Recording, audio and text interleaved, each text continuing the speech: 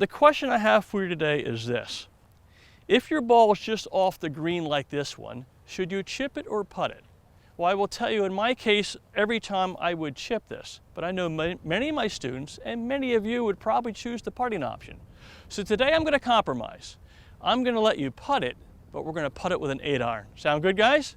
Absolutely. Yeah. All right. So here's my stroke and my setup when I'm putting with my 8-iron.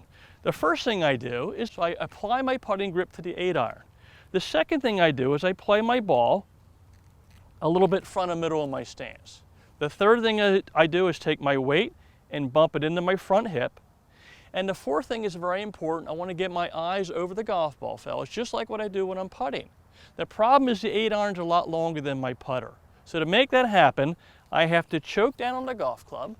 That will allow me to move closer and get my eyes over the golf ball. Can you see my eyes now over it? It also lets my shaft become more upright, like a putter shaft. If we have the shaft like this, the heel of the club will often hit the ground first and you'll chunk the shot. So by choking down, we can move closer, get the eyes over the golf ball, and get the shaft more upright. And that leads us to the stroke. The stroke is like your putting stroke. I want you to take it back and through with your arms and shoulders, not your wrists. So we're using arms and shoulders, and we're literally putting this ball with an 8-iron. If you do that, the ball will jump up here a few feet and then run the rest of the way to the hole. Sound good, guys? Yeah. Awesome. Well, I'd love for Dan McVeigh to come up here before our contest starts. Dan, welcome. All right, Dan, so let me put you through the setup. The first thing you want to do is apply your putting grip to that 8-iron. Okay. The second thing I want you to do is play that ball front of middle. So that's pretty good right there.